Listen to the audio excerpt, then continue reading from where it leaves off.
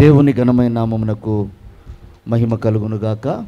అలాగే కూడి ఉన్న మీ అందరికీ కూడా ప్రభువైన యేసుక్రీస్తు నామములో నా యొక్క ప్రత్యేకమైన వందనాలు తెలియజేస్తున్నాం. ప్రియమైన దేవుని బిడ్డలారా, ప్రభు రాకడ సమీపంగా ఉన్న ఈ చివరి దినాల్లో క్రైస్తవ బిడ్డల మధ్యలో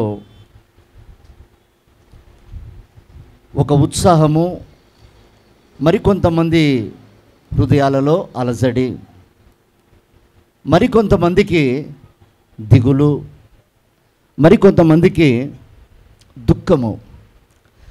ప్రభు రాకడ సమీపిస్తుండగా ఇలా కొన్ని గుంపులైన జనాలు, రాకడకు సిద్ధపడాలన్న సంతోషంగా ఉండే ఒక గుంపు, సుఖభోగాలు అనుభవించకుండా అన్నిటికీ కుదురుబాటు కాలం వస్తుంది కనుక సిద్ధపడాలి అని వాటిని విడిచిపెట్టుకోలేక అవిశ్వాసంతో జీవించే వాళ్ళు కొంతమంది దుఃఖంతో ఉంటారు. అలాగే లోకానికి ఒక అసూయ, ఏమనంటే వారు అలా బ్రతకట్లేదు, మనమైతే తింటున్నాం, తాగుతున్నాం, సుఖిస్తున్నాం, మనం బాగానే ఉన్నాంలే అని వాళ్ళది ఒక ఆనందం. ఏది ఏమైనా ప్రియ దేవుని బిడ్డలారా, వాగ్దానం చేసిన దేవుడు ఆయన తప్పకుండా వస్తాడు. ఆయన వచ్చే వరకు మనము సిద్ధపడి ఉండాలని పరిశుద్ధాత్ముడు ప్రతి ఒక్కరిని ప్రేరేపిస్తున్న దినాల్లో మనం ఉన్నాం. దేవునికి మహిమ కలుగునుగాక. చెప్దామా హల్లెలూయా, హల్లెలూయా, హల్లెలూయా. చూడండి, ఒక మాట చదువుకుందాం బైబిల్లో. ఫిలిప్పీలకు రాసిన పత్రిక 4వ అధ్యాయము 8వ వచనం మనం చదువుకుందాం.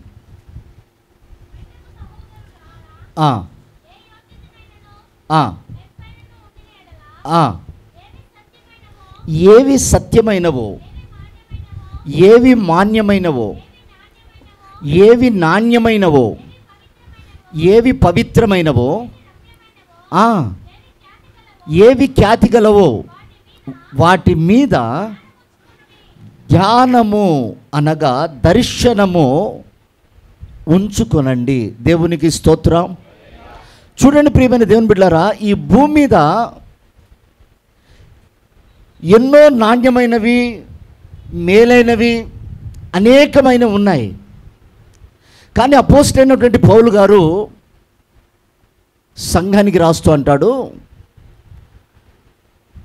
మీరు ఒక శ్రేష్టమైనటువంటి జీవితం చేయడానికి, మీరు ఒక ఉన్నతమైన జీవితం చేయడానికి ఈ భూమి మీదను పరమందును ఏవి శ్రేష్టమైనవో వాటిని జాగ్రత్తగా మీరు గ్రహించాలి.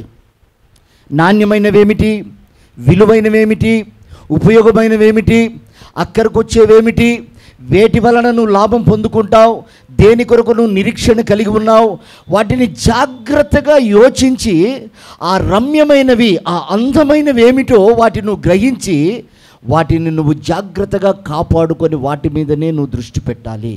దేవునికి స్తోత్రం. హల్లెలూయా, హల్లెలూయా.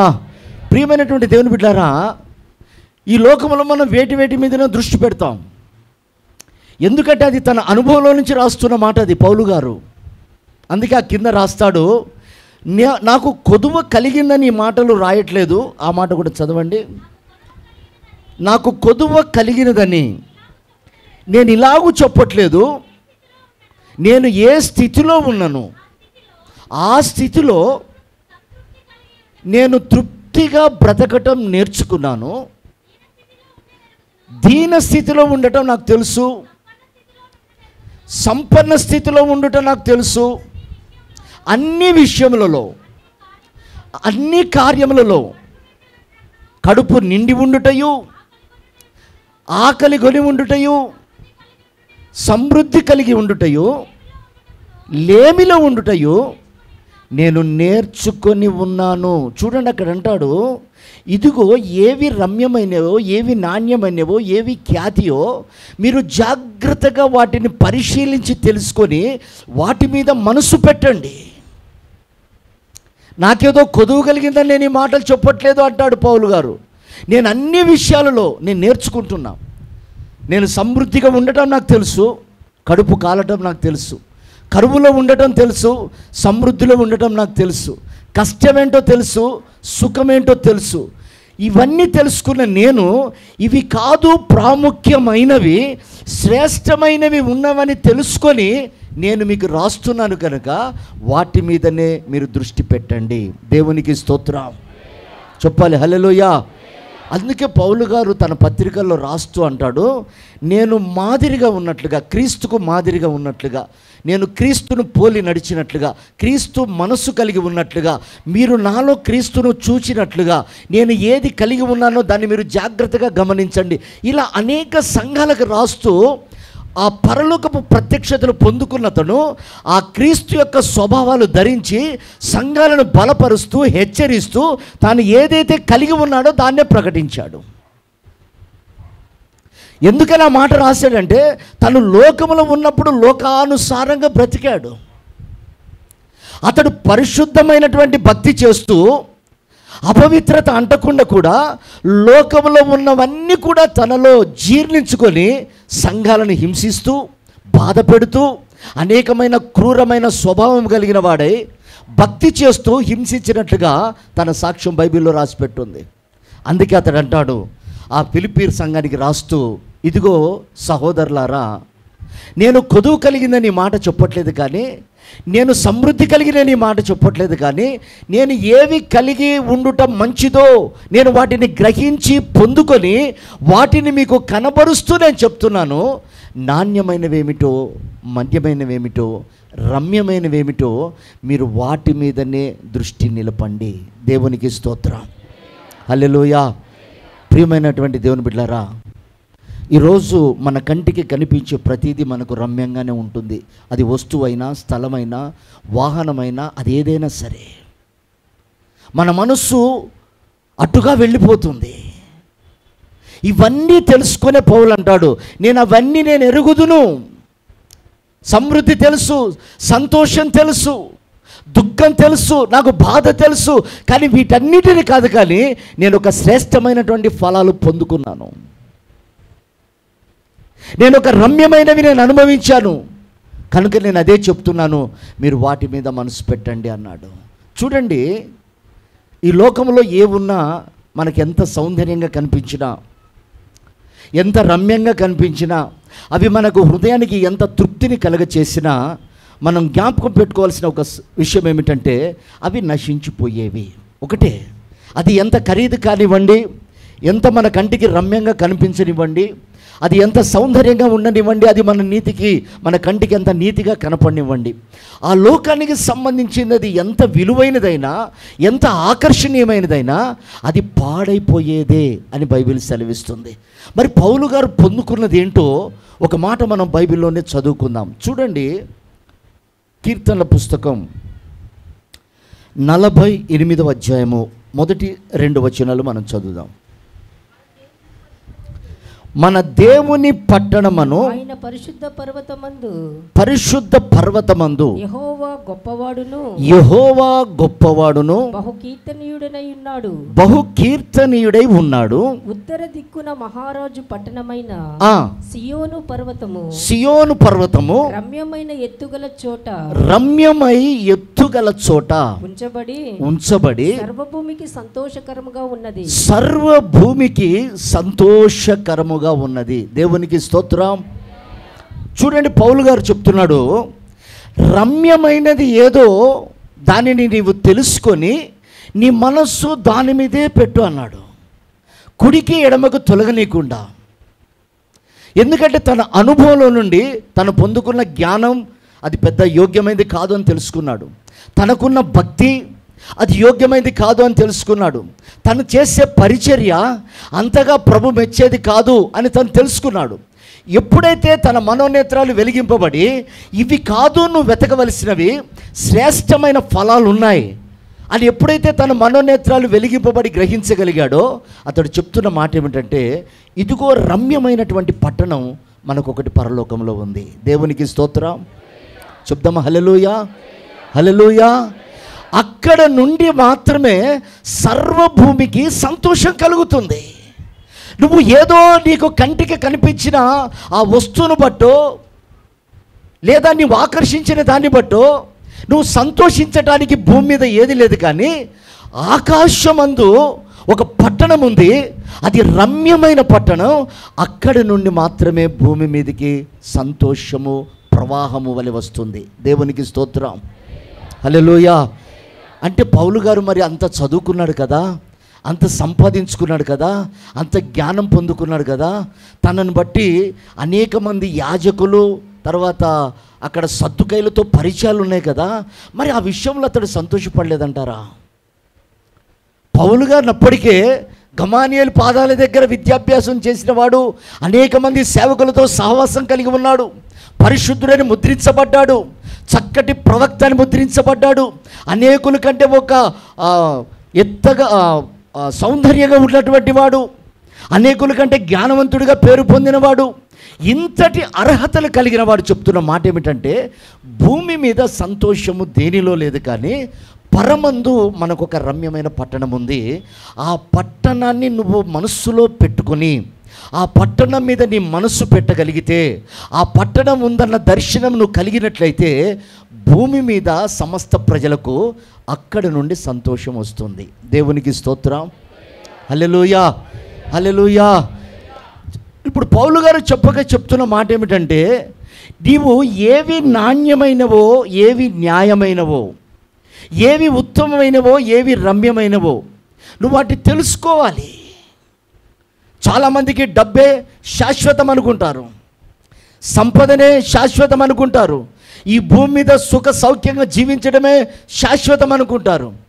ఈ భూమి మీద మనకు ఎలాంటి బాధలు నొప్పి కలగకుండా అనేకులతో సంతోషంగా జీవించి హాయిగా బ్రతకడమే జీవితం అనుకుంటారు. కానీ ప్రియ దేవుని బిడ్డలారా, బైబిల్ సెలవిస్తున్న మాట, భూమి మీద ఉన్న నిన్ను ఆకర్షించేది ఏదైనా సరే అది పతనమైపోయేది. అది ఏదైనా కానివ్వండి, ఎంత ఖరీదు కలది కానివ్వండి, ఎంత నాణ్యత కలిగింది కానివ్వండి, నీ కంటికి అది ఎంత రమ్యంగా కనిపించింది కానివ్వండి, అది పాడైపోయేదే. కనుక నీవు ఏది మాన్యమైనదో యోచించు అంటున్నాడు, తెలుసుకో అంటున్నాడు. మొదటిగా ఆకాశమందు ఒక పట్టణం ఉంది, అది రమ్యమైంది. అక్కడ నుండే నీ ఆశీర్వాదము, అక్కడ నుండే నీకు ఆశీర్వాదము, అక్కడ నుండే నీకు స్వస్థత, అక్కడ నుండే నీ ఎదుగుదల, అక్కడ నుండే నీ కాపుదల, సమస్తము నీకు అక్కడి నుంచి విడుదలయ్యి నీకు సంతోషాన్ని కలుగచేస్తున్నాయన్న విషయాన్ని నువ్వు మర్చిపోకూడదు.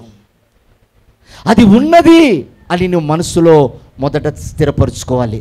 ఆ విషయాలు ఎవరికి చెప్తున్నాడు చూడండి. ఆ మాట కూడా సంఖ్యాకాండము 24వ అధ్యాయము 5వ వచనం.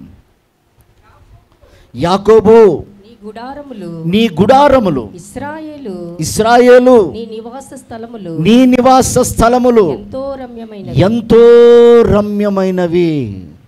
ఎవరిని గురించి మాట్లాడుతున్నాడు? అక్కడ ఒక రమ్యమైనటువంటి పట్టణం ఉంది, అది ఆకాశమందు స్థిరపరచబడి ఉంది. అక్కడ నుండి భూమి మీదకి వస్తున్న సమస్త సంతోషము, ఓ ఇశ్రాయేలు, నీ గుడారము రమ్యముతో నింపబడి ఉంది, నీ గుడారము సంతోషముతో నింపబడి ఉంది. అంటే పౌలు గారు మనస్సులో ఆ ఉన్న మాట ఒక మాటలో చెప్పాలంటే, ఇశ్రాయేలు ప్రజలుగా పిలువబడుతున్న మన జీవితంలో మనలను బట్టి పౌలు గారు మాట్లాడతాడు, ఇదిగో ఈ లోకము సమస్తము గతించిపోయేయి, నిన్ను ఆకర్షిస్తున్నది ఏది కూడా అది శాశ్వతమైంది కాదు, పతనమైపోయేదే. ఒకటి, నీవు చాలా రమ్యమైన వాడవు, అనగా నీవు విలువైన వాడవు, నువ్వు ఖ్యాతి కలిగిన వాడవు. నీ సంతోషం అంతా పరలోకములోంచి దిగి వస్తుంది. పరలోకములో ఉన్న సంతోషం నీకు ఇచ్చుటకు ఆ పరలోకములో ఉన్న ఏకైక కుమారుణ్ణి ఆయన బలిగా అర్పణగా అర్పించి ఆయన స్వరక్తం ఇచ్చి నిన్ను కొన్నాడు కనుక నీవు పరసంబంధివై ఉన్నావు. కనుక పరము నుండి వచ్చే దివ్యమైన ఆశీర్వాదాలన్నీ కూడా నీవే. దేవునికి స్తోత్రం చెప్పాలి.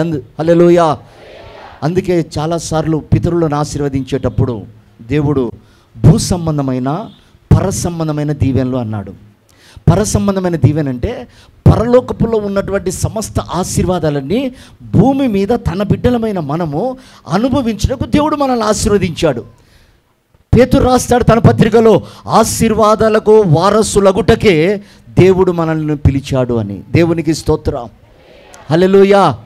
అయితే ప్రియ దేవుని బిడ్డలారా, భూ సంబంధమైన ఆశీర్వాదాలు ఇస్తాడు, కానీ అవి శాశ్వతం కాదు. కానీ అవి మనం ఉన్నన్ని రోజులు అనుభవించవచ్చు, వాటి మీద మాత్రం మనం మనసు పెట్టకూడదు. దేవునికి స్తోత్రం, హల్లెలూయా. దేవుడు మనల్ని ఘనపరుస్తాడు. మనల్ని భిక్షమెత్తేవానిగా నేను ఉంచను అన్నాడు. నిన్ను తోకగా కాదు, నేను నిన్ను తలగా ఉంచుతాను అన్నాడు. ఐగుప్తుకి కలిగిన ఏ రోగము నీకు రానివ్వను అన్నాడు. ఇదిగో సదాకాలం నేను నీతో ఉండుట చూసి ఐగుప్తీలకు అసూయ కలిగేటట్లుగా నేను నిన్ను ఆశీర్వదిస్తాను అన్నాడు. అంత గొప్ప వాగ్దానాలు మనకున్నాయి.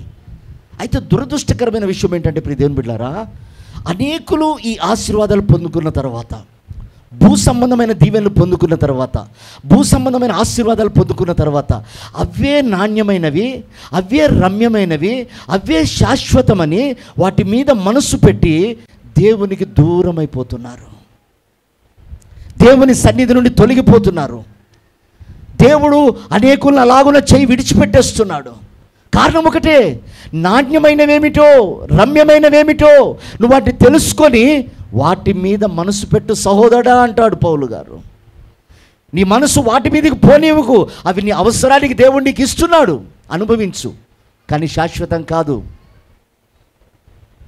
నీకు డబ్బు ఇస్తాడు, బంగ్లా ఇస్తాడు, కారు ఇస్తాడు, నువ్వు అడిగిందల్లా ఇస్తాడు, నువ్వు కోరుకుందల్లా ఇస్తాడు.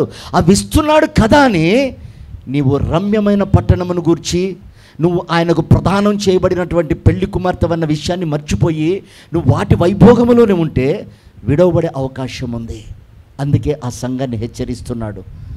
ఓ పిలిపిలారా, నా సహోదరులారా, మీరు ఆత్మ సంబంధంగా కట్టబడుతూ ప్రభుకు సమీపంగా మార్చబడుతున్న ప్రజలారా, ఇదిగో నేను సమస్తము కొదువ కలిగిందని నేను మాట్లాడట్లేదు, కొరతలో ఉండి మాట్లాడట్లేదు.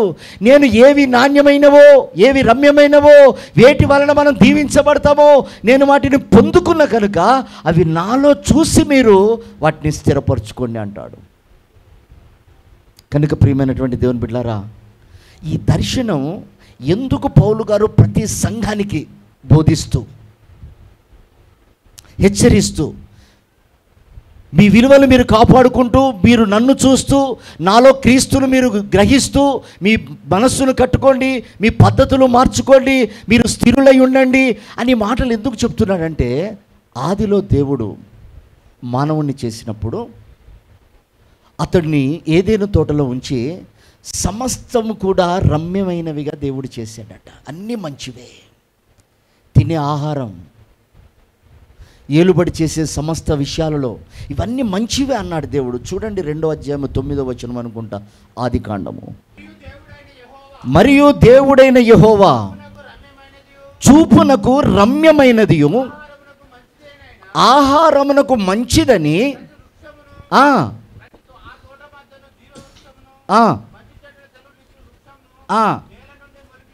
నేల నుండి దేవుడు సృష్టిని చేసినప్పుడు అవన్నీ మంచివన్నాడు, రమ్యమైనవిగా ఉంచాడు దేవుడు. నువ్వు తినే ఆహారంలో ఎలాంటి కలుషితం లేదు, నువ్వు నివసించే స్థలంలో ఎలాంటి కలుషితం లేదు. ఆ స్థలములకు దేవుడు వచ్చే స్థలంగా దాన్ని ముద్రించాడు, ఆయన సంచరించే స్థలంగా దేవుడు దాన్ని నియమించాడు. కానీ విచిత్రం ఏమిటంటే, అపవాది అయిన సాతాను ఇదిగో దేవుడు ఏది చేయకూడదన్నాడో దాన్ని చేయటానికి ప్రోత్సహించింది. ఈ పండు తింటే మీ కళ్ళు తెరవబడతాయి. చూడండి, ఏవి చూడకుండా మరుగు చేసి వేటిని చూడటానికి అపవాది ప్రేరేపించిందో మనం జాగ్రత్తగా గమనించాలి. ఎక్కడ మిస్టేక్ జరుగుతుంది? దేవుడు అన్నాడు, ఈ పండు తినొద్దు, తింటే ఏమవుతుంది? ఈ రమ్యమైనవన్నీ కూడా నువ్వు చూడక లోక సంబంధమైనవి నీకు రమ్యంగా కనిపిస్తాయి. అంటే నీ మనోనేత్రాలు మూయబడి బాహ్య సంబంధమైన నేత్రాలు వెలిగింపబడతాయి. అప్పుడు నీకు చూసేవన్నీ రమ్యంగా కనపడతాయి. మనుషుని యొక్క అందము, మనుషుని యొక్క మాట, నీకు కనబడుతున్న సృష్టి, చేతి చేత చేయబడుతున్నటువంటి అలంకరణ ప్రాయమైనటువంటి వస్తువులన్నీ కూడా అవన్నీ నీకు అందంగా కనబడతాయి. అవి కనపడక మునిపే దేవునికి ఆదాముతో నడిచేటప్పుడు సమస్తము రమ్యంగా కనిపించాయి. దేవుని తేజస్సును చూస్తున్నాడు, ఆయన కలగజేసిన సృష్టిని చూస్తూ అవన్నీ రమ్యంగా కనపడుతున్నాయి. ఆదాముతో అంటాడు, ఆదాం ఇది తిను, ఇది బాగుంటుంది, ఇలా నడు, అలా ఏలుబడి చేయి, వాటిని స్వాధీనపరుచుకో, ఇదంతా నీదే. చూడు, నేను చూసినట్లుగా చూస్తున్నావు, ఇవన్నీ నాకు కనిపించినట్లుగా నీకు కనిపిస్తున్నాయి. ఆదాము సంతోషంతో ప్రభుతో నడుస్తున్నాడు. ప్రభు చెప్పినట్లుగా విన్నాడు. ప్రభు ఎలాగైతే చూశాడో అలాగే చూశాడు. ప్రభు ఎలాగైతే మాట్లాడాడో అలాగే మాట్లాడాడు. కానీ ఎప్పుడైతే ఆ పండు తినొద్దు అన్నాడో, అది తిన్న దినమున నువ్వు చస్తావు, అంటే రమ్యమైన వాటిని చూడకుండా భౌతిక సంబంధమైన వాటిని చూడటానికి నువ్వు ఆత్మలో చనిపోతావని చెప్పాడు దేవుడు. అతడు అవిధేయుడై అది ఎప్పుడైతే తిన్నాడో అతడికి ప్రకృతి అందంగా కనిపించడం ప్రారంభించబడింది. ఈ రోజున ప్రియ దేవుని బిడ్డలారా, క్రైస్తవ బిడ్డలమయ్యుండి కూడా పరిశుద్ధాత్మాభిషేకంతో నింపబడి బ్యాప్టిజం పొందుకొని ఒక ఆత్మ సంబంధమైన సహవాసములో ఉంటూ కూడా మన నేత్రాలు ఈ దినమున లోకంలో ఆశించట్లేదా? లోకాన్ని కోరుకోవట్లేదా? అవి రమ్యమైనవి, అవి బాగున్నాయి అని వాటి వెంటపడి ఆత్మీయతను పతనం చేసుకోవట్లేదా? చూడండి, ఎప్పుడైతే ఆజ్ఞను మీరాడో, అంతే, ఇది వద్దు అన్న పనిని చేశాడో అతడి మనోనేత్రాలు ముయ్యబడి బాహ్య సంబంధమైన నేత్రాలు వెలిగించబడ్డాయి. అతడు పతనమైపోయినట్లుగా బైబిల్ సెలవిస్తుంది. చూడండి, బైబిల్లో అలా కొంతమంది రమ్యమైన పట్టణానికి చేరవలసినటువంటి వారు మధ్యలో విడవబడ్డారు. వాళ్ళు విడవబడటానికి కారణం ఏంటో, వాళ్ళు దేని మీద వాళ్ళ మనసును పెట్టారో కొన్ని విషయాలు బైబిల్లోనే మనం ధ్యానం చేద్దాం. చూడండి, కీర్తనల పుస్తకం 106వ దావీదు కీర్తన 24-25 వచనం. చూడండి, వాళ్ళు రమ్యమైనటువంటి దేశమును నిరాకరించిరి, ఆయన మాటను నమ్మకపోయిరి, యెహోవా మాటను ఆలకింపక వారి గుడారములలో వారు సణుగుకొనిరి. చాలండి. చూడండి, ఇప్పుడు రమ్యమైన పట్టణం అది తప్ప మరొకటి లేదు. సమస్త దీవెనలు ఆశీర్వాదాలు అక్కడి నుండే. కానీ వీళ్ళు భౌతిక సంబంధమైన దీవెనల చేత నింపబడ్డ తర్వాతట వారు ఆ రమ్యమైన పట్టణమును గూర్చి వాళ్ళు నమ్మలేదట.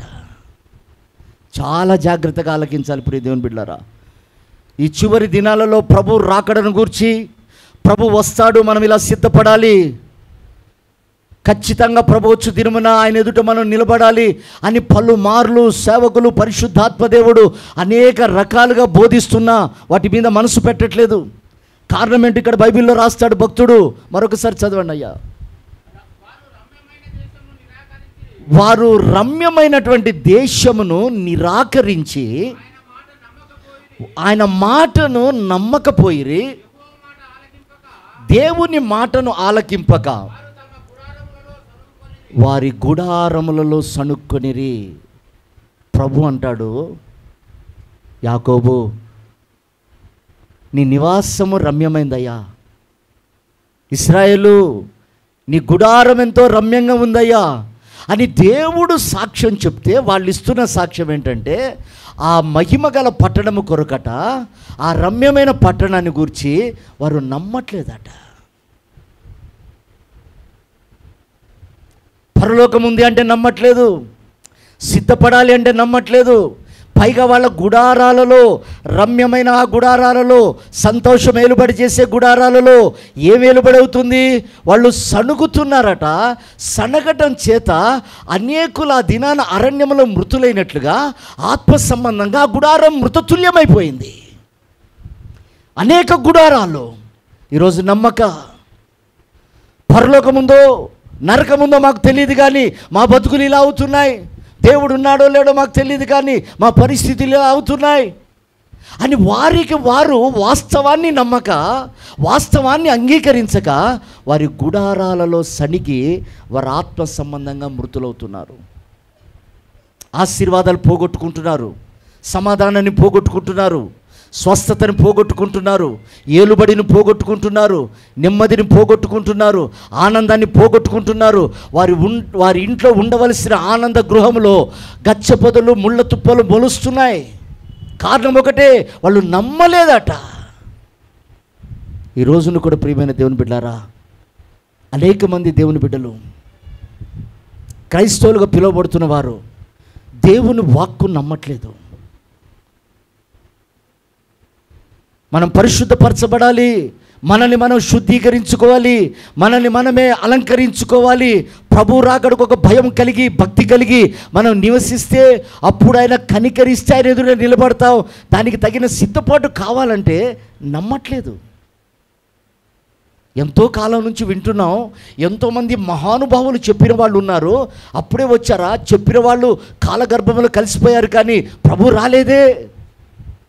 ఇంకా మాకు వయసు ఉంది, ఇంకా మాకు జ్ఞానం ఉంది, వస్తే వచ్చాడులే, మన పనులైతే చేసుకుందామని పనుల మీద మనసు పెడుతున్నారు తప్ప, ఇదిగో మనకు ఒక రమ్యమైన పట్టణం ఉంది, దాని మీద నీ మనసు పెట్టాలి అనే విషయాన్ని మర్చిపోతున్నారు. ఈ రోజున వాళ్ళు నమ్మలేదట. నమ్మక వాళ్ళు విడవబడ్డట్లుగా బైబిల్ సెలవిస్తుంది. చూడండి ఆ మాటలు మరొకసారి, అదే మాట చదవండి.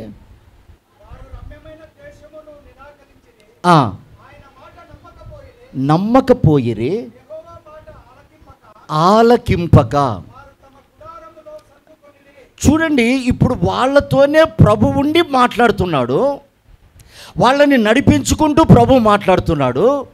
ప్రభు మాటలు వాళ్ళు ఆలకింపక, అంటే వాళ్ళ మనస్సు దేని మీద ఆధారపడి ఉంది, వాళ్ళ ఆలోచన దేని మీద ఆధారపడి ఉంది. ప్రభు మాట్లాడుతున్నా, ప్రభుతో వాళ్ళు కలిసి నడుస్తున్నా, వాళ్ళ ఆలాపనలన్నీ వేరే ఉండటం చేత ఆ గుడారాలలో సణుగులు మొదలైనాయి.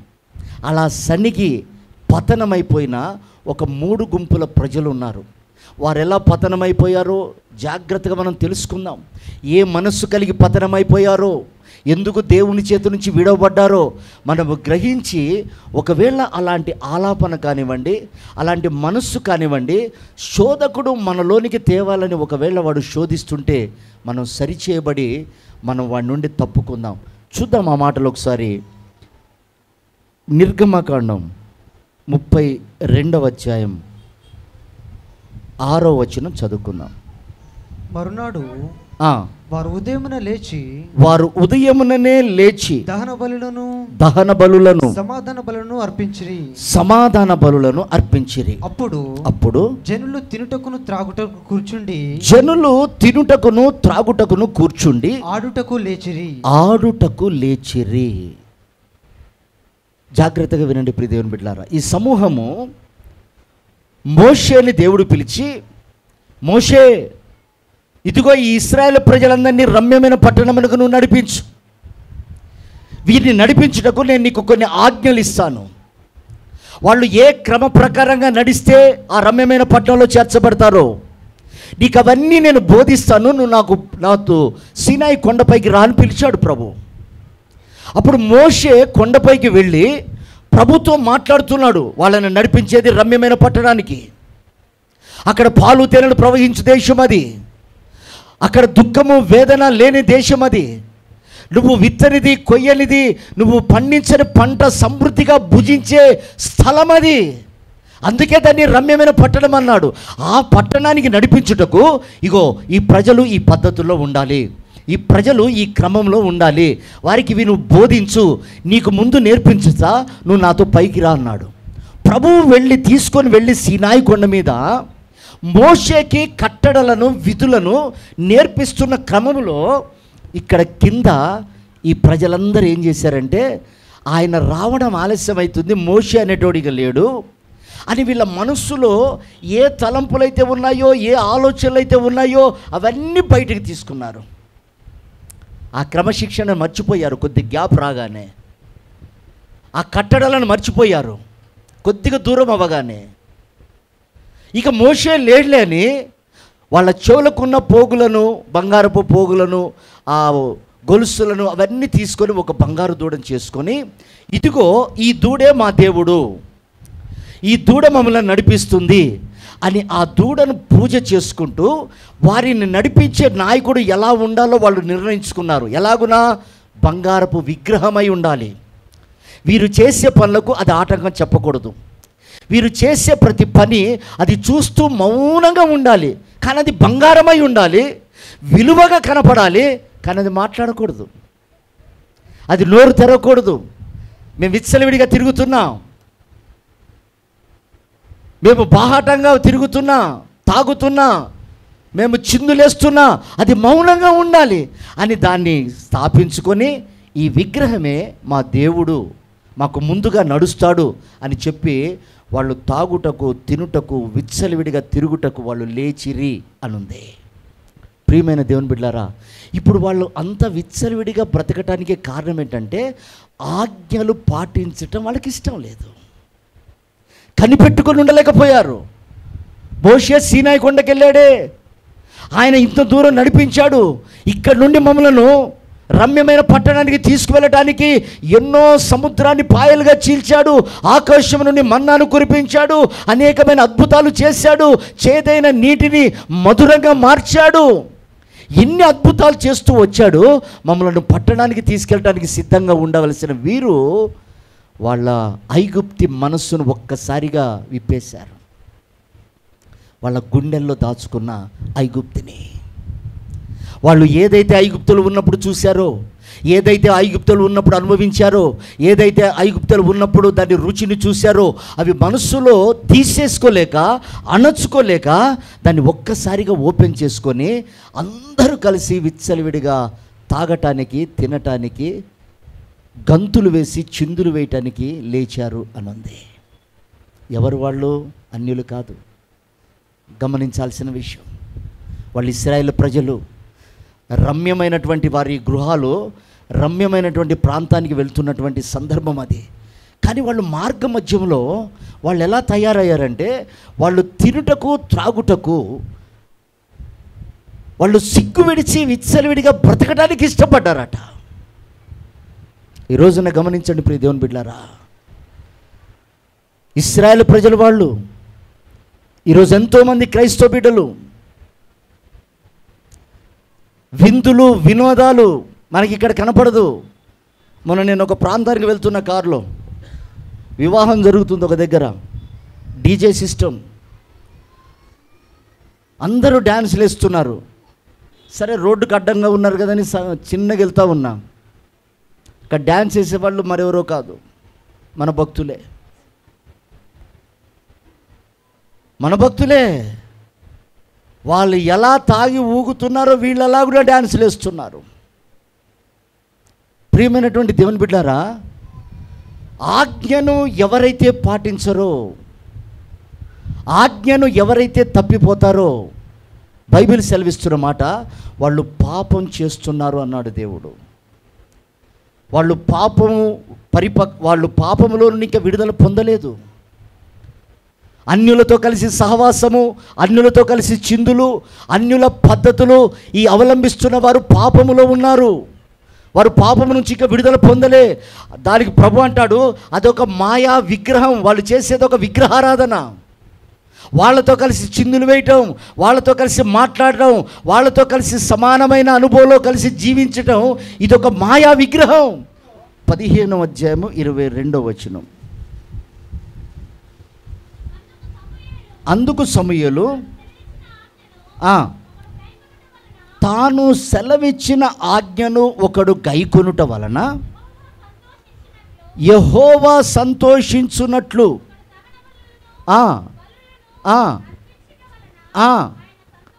ఆయన సంతోషించునా? ఆలోచించు. బలులు అర్పించుట కంటే ఆజ్ఞను గైకొనుటయు, పొట్టేళ్లకు అర్పించుట కంటే మాట వినుటయు శ్రేష్టము. తిరుగుబాటు చేయుట సోదె చెప్పుటయను పాపముతో సమానము. చూడండి, ఇప్పుడు అక్కడ ప్రభు చెప్తున్నాడు సమూయేలుతో, సమూయేలు, వాళ్ళు నిన్ను కాదయ్యా విసర్జించింది, నన్ను విసర్జించారు. అంటే మాట వినకపోతేనట ప్రభు చెప్తున్న మాట, నన్ను విసర్జించారు.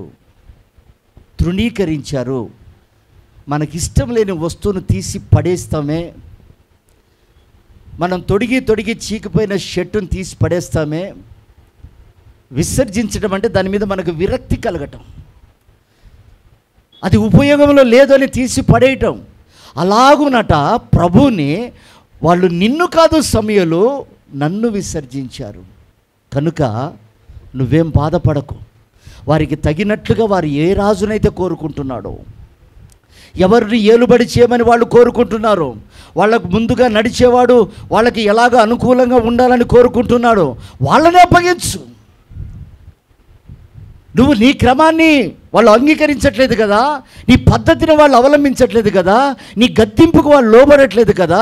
వాళ్ళు ఎవరినైతే స్వేచ్ఛాపరులను కోరుకుంటున్నారో, అనుకూల పరులను కోరుకుంటున్నారో వాళ్ళకే అప్పగించు. నువ్వు పక్కకు రా. నిన్ను కాదు వాళ్ళు త్రోసేసింది, నన్ను. ఎప్పుడైతే ప్రియదేవుని బిడ్డలారా వాళ్ళు మాట వినక లోకస్తులు మాదిరిగా ప్రవర్తించారో ప్రభు అంటాడు వారు విడువబడ్డారు. సౌలు సామ్రాజ్యం, ఇశ్రాయేలు ప్రజలు సగం మంది గుంపు కూలిపోవటానికి కారణం దేవుని మాటను కాదని వాళ్ళు సొంతగా నిర్మించుకున్నారు. మాకు ఇలాంటి పాస్టర్ అయితే బాగుంటుంది, మాకు ఇలాంటి నాయకుడైతే బాగుంటుంది, మమ్మల్ని నడిపించేవాడు, మమ్మలను తోడుకొని వెళ్ళేవాడు ఇలాగుంటే బాగుంటుందని వాళ్ళ మనసుకు తగినట్లుగా కోరుకున్నారు. ప్రభు అంటాడు వారు ఏ మాటల చేత బలపడాలో, ఏ మాటల చేత ధైర్యపరచబడాలో, ఏ మాటల చేత స్థిరపరచబడాలో నేను నిన్ను నియమించాను సమయంలో, అయితే వాళ్ళు నిన్ను తృణీకరిస్తున్నారు. నువ్వు బాధపడకు, నిన్ను కాదు వాళ్ళు తృణీకరించింది నన్ను కనుక నువ్వు మౌనంగా ఉండు. వాళ్ళు ఏ రాజునైతే కోరుకుంటున్నారో, ఏ సౌందర్యాన్ని వాళ్ళు కోరుకుంటున్నారో వాళ్ళనే నేను అప్పగిస్తాను, నువ్వు మౌనంగా ఉండిపో అన్నాడు. ఎప్పుడైతే వాళ్ళు సౌలును కోరుకున్నారో, సౌలుతో పాటుగా సౌలును వెంబడించిన తన సామ్రాజ్యం అంతా కూడా పతనమైపోయినట్లు బైబిల్ సెలవిస్తుంది. ప్రియమైన దేవుని బిడ్డలారా, తిరుగుబాటు కలిగే మనసు ఉన్నప్పుడు మనము ఆ రమ్యమైన పట్టణాన్ని చేరుకోం. కానీ ఆ వారి యొక్క గుడారాలలో ఉన్న సణుగులను బట్టి సంహారకుడి చేతిలో చిక్కుబడి చనిపోయారు. దేవుడు ఆ గృహాన్ని రమ్యమైనదిగా ఉంచాడు. వారి గృహాలను రమ్యమైనదిగా ఉంచి రమ్యమైన పట్టణానికి నడిపిస్తున్నాడు. కానీ వాళ్ళు సనికి వాళ్ళు పతనమైపోయినట్లుగా బైబిల్ సెలవిస్తుంది. కానీ ప్రభు ఈ లోకంలో జీవించినప్పుడు ఒక అద్భుతమైన మాట చెప్పారు. మత్తయి సువార్త 6వ అధ్యాయము 31వ వచనం చూడండి. కాబట్టి ఏమి తిందుము అని, తాగుదుము అని, ధరించుకుందుమని చింతించకండి. అన్యజనులు, ఆ మాటలు జాగ్రత్తగా వినండి. ఏమి తిందాం, ఏమి తాగుదాం, ఎలా బ్రతుకుదాం, ఇలా ఉందాం, అలా జీవిద్దాం అని అనుకునే వాళ్ళట అన్యులు. వీటి విషయమై అన్యులు విచారిస్తారు. ఇవన్నీ నీకు కావాలని నీ పరలోకపు తండ్రికి తెలుసు. కాబట్టి ఆయన రాజ్యమును, నీతిని, ఇదిగో ఏది రమ్యమైనదో తెలిసి దాని మీద మనస్సు పెట్టండి, దాన్ని మీరు తెలుసుకోనండి. ఇవన్నీ మీకు కావాలని ఆయనకు తెలుసు. ఇవి కావడం కోసం నువ్వు దేవుళ్ళో ఉండి అన్యుల్లో కలిసే పనిలే. ఆ వస్త్రాలు కావాలని, ఆ బంగారాలు, ఆ బంగ్లాలు, ఇవన్నీ కావాలని ఆయనకు తెలుసు. అయితే ఏవి నీకు కావాలో, ఏవి ఆయన చిత్త ప్రకారంగా ఇవ్వాలో అవన్నీ ఇస్తాడు. మొదట ఏది రమ్యమైందో దాన్ని వెతుకు, దాని మీద మనసు పెట్టు, దాని గురించి నువ్వు ఆలోచించు. నిజమే, ప్రాణం ఇచ్చిన వాడికి నీకు ఉద్యోగం ఇవ్వాలని తెలియదా? ప్రాణం ఇచ్చిన వాడికి నీకు ఇల్లు ఇవ్వాలని తెలియదా? ప్రాణం ఇచ్చిన వాడికి నీకు ఒక మంచి భవిష్యత్తు ఇవ్వాలని తెలియదా? అయితే నువ్వు దేన్ని వెతుకుతున్నావు? న్యాయమైందేదో, మాన్యమైందేదో, రమ్యమైందేదో నువ్వు దాన్ని తెలుసుకొని దాని మీద నీ మనసు స్థిరపరచుకో. ఇవన్నీ నేను ఇస్తాను అన్నాడు. కానీ మానవుణ్ణి ఆనాడు అపవాది అవ్వను శోధించినట్లుగా ఇహలోక సంబంధమైన దేవత అనేకులకు గుడ్డితనం కలగజేస్తుంది, అవిశ్వాసాన్ని కలగజేస్తుంది. నీ పని అయిపోయిందిలే, ఇంకా నీకు ఉద్యోగం రాదు, నీ పని అయిపోయింది, నీ భవిష్యత్తుకి బాగోదు, నీ పని అయిపోయింది, ఇక నువ్వు మానలేవు, నీ బ్రతుకులు అలాగే ఉండిపోతావు, నీ బ్రతుకు అయిపోయింది, ఇంకా నేను ఎవరు లేవనెత్తరు, నువ్వు కుంగిపోయినావు లోపలికి అన్నీ నష్టపరుచుకొని అని అపవాది ఒక విశ్వాసిలోను అవిశ్వాసం కలగచేసి ఆ ఉన్నతమైన దర్శనాన్ని మరుగు చేస్తుంది. కనుక ప్రియ దేవుని బిడ్డలారా, ఆత్మపూర్ణులమై మనం ఆత్మ సంబంధమైన మనోనేత్రాలు వెలిగింపబడ్డ వారమై ఉండాలి. దేవునికి స్తోత్రం. చివరిగా మనం చదువుకుందాం సంఖ్యాకాండము 16వ అధ్యాయము 2-3 వచనాలు. ఇశ్రాయేలీలలో చూడండి, మామూలు వ్యక్తులు కాదు, పేరు పొందిన సభికులను, సమాజ ప్రధానులైన 250 మందితో మోషేకు ఎదురుగా లేచి మోషే అహరోన్లకు విరోధంగా పోగుపడి మీతో మాకిక పనేంటి, ఈ సర్వ సమాజములో ప్రతివాడు పరిశుద్ధుడే, యెహోవా వారి మధ్యలో ఉన్నాడు. యెహోవా సంఘం మీద మిమ్మల్ని మీరే ఎలా హెచ్చించుకుంటున్నారు, యెహోవా సంఘము మీద మిమ్మల్ని మీరు ఎలా హెచ్చించుకుంటున్నారు అనగా మోషే ఆ మాట విని సాగిలపడిను. చాలండి. చూడండి, దాతాను కొరాహు అనే ఒక సమూహం, వీళ్ళు కూడా రమ్యమైన పట్టణానికి ప్రయాణమై వెళ్తున్నటువంటి వారే. వీరి గుడారాలు రమ్యంగా నింపబడ్డాయి కనుకనే వారు ప్రధానులు అని రాయబడి ఉంది, గనులు అని రాయబడి ఉంది, వారు ఎదిగినటువంటి వారు అని రాయబడి ఉంది. ఎందుకంటే సహవాసంలో వారు దీవించబడి ప్రధానులయ్యారు, ఒక మంచి పొజిషన్కి వచ్చారు, ఆత్మ సంబంధంగా బలంగా కట్టబడ్డారు, ఆత్మ సంబంధమైన ప్రత్యక్షతలు పొందుకోగలుగుతున్నారు, మోషేకి కుడి ఎడమలుగా ఉన్నారు, అన్నీ గ్రహించగలుగుతున్నారు. అయితే మోషే యథాప్రకారంగా ఆ ఆజ్ఞలను పాటిస్తూ ఎంత పెద్ద స్థాయి వచ్చినా, ఎంత సీనియర్స్ అయినా అతడికి దేవుడిచ్చిన ఆజ్ఞలను బోధిస్తూ వస్తున్నాడు. ఆయన ధర్మం అది. మోషే, నువ్వు ఇవి పాటించాలి, నువ్వు ఆ రమ్యమైన పట్టణానికి చేరే దినం వరకు వీటిని మానక నువ్వు చెప్తూ ఉండాలి. వారు విన్నవారు వారు నుదిట బాసికముల వలె కట్టుకోవాలి. వారికి పుట్టిన పిల్లలకు వాళ్ళు కూర్చున్నా, లేచినా, నడిచినా, పనిచేస్తున్నా ఈ విషయాలు వాళ్ళకి తెలియచేయాలి అని ఒక కఠినమైన శాసనం అది. మోషే వాటిని పాటిస్తూ, మోషే వాటిని బోధిస్తూ వస్తున్నాడు. బహుశా మోషేకి దేవుడు పదే ఎందుకు చెప్పు ఉండొచ్చు అని నేను ఆలోచిస్తే, ఈ దాతాను కొరహు మనసు తిరుగుబాటు మనసు, పదే చెప్పుడు చేత మారతారేమోనని బహుశా మోషే చేత దేవుడు చెప్పిస్తున్నాడేమో. వాళ్ళు విని ఉన్నారు కదా, వాళ్ళకు బిర్యానీ బాగా ఎక్కువైపోయి వాళ్ళు అంటారు, అయ్యా నువ్వు చెప్పిన కాడికి చాలు, మాకు అన్నీ తెలుసు. ఈరోజు చాలామంది భక్తులు ఇదే ధోరణి, బైబిల్ అంతా తెలుసు, విశ్వాసుల సంగతులు తెలుసు, సేవకుల సంగతులు తెలుసు, మాకు అందరి విషయాలు తెలుసు, మాకు బోధించే అవసరం లేదు అని మహాగర్వంగా వస్తారు, వెళ్తారు.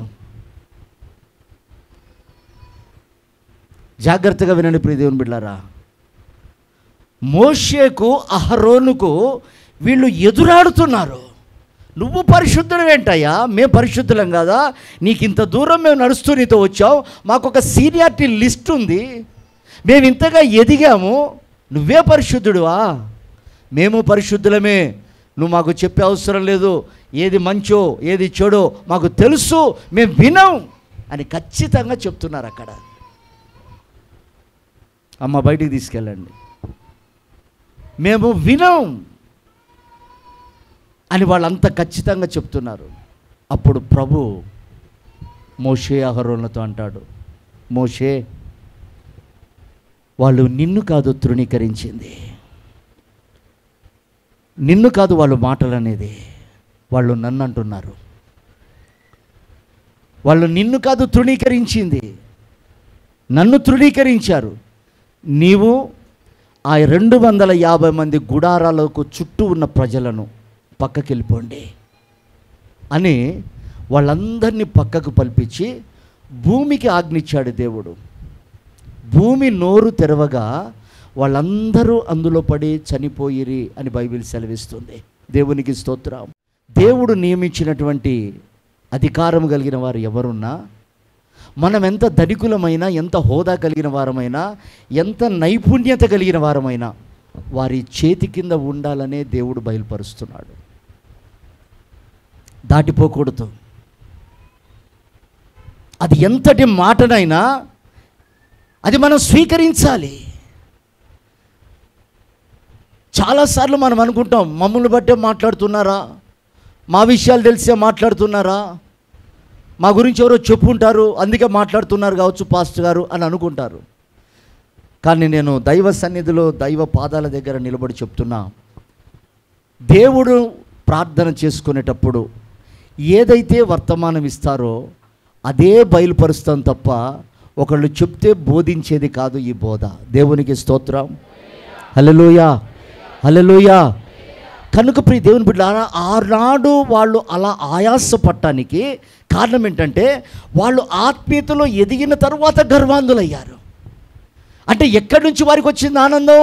ఒక ఉన్నతమైన రమ్యమైన పట్టణము నుండి వారి గుడారములోనికి ఆనందం దిగిరాగా వాళ్ళు ఎదిగి వృద్ధి పొంది వాళ్ళు జ్ఞానవంతులై దేవునికి తిరుగుబాటు చేశారు.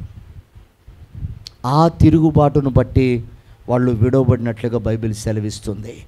ఈరోజు ఇవన్నీ కూడా మనం పరీక్ష చేసుకోవాలి. ఎందుకంటే ఈ లోకంలో ఏది రమ్యమైందో, ఏది నాణ్యత కలిగిందో దాన్నే మనం మనసును పెట్టుకోవాలి, దాన్నే మనం ఆలోచన చేయాలి.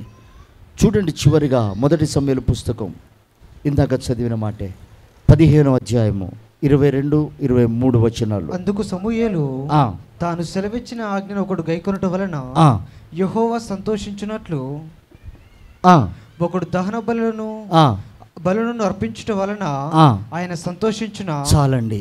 ఇక్కడ చూడండి, దేని విషయంలో భూమి మీద సమస్త ప్రజలకు సంతోషం అన్నాడంటే ఆ రమ్యమైన పట్టణము నుండి విడుదలవుతున్న ప్రతి మాటను బట్టి ఆ గుడారాలు సంతోషంగా ఉంటాయి.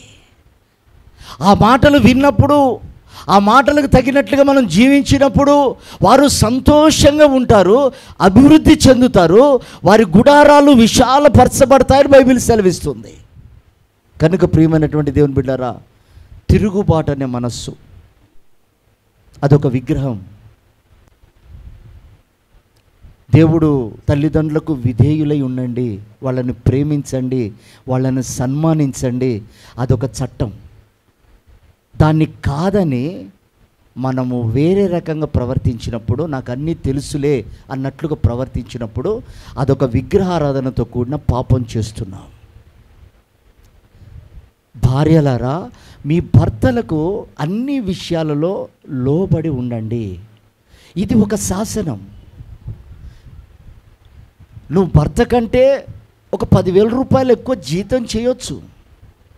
నీ భర్త కంటే నీకు 10 మందిలో ఇంకా మంచి పలుకుబడి ఉండవచ్చు. అయినా నీ భర్తకు విధేయత చూపటం అది చట్టం. అది కానప్పుడు నువ్వు ఒక విగ్రహారాధికురాలివి. దాన్ని పాపం అన్నాడు దేవుడు. భర్త దగ్గర మాటలు ఎలా ఉంటున్నాయి? భర్తకు విధేయత కానివి నీకు శాశ్వతమైన భర్తకు నువ్వు ఎలా విధేయురాలు అవుతావు? నేను విధేయుడనై ఉన్నట్లుగా అన్నాడు.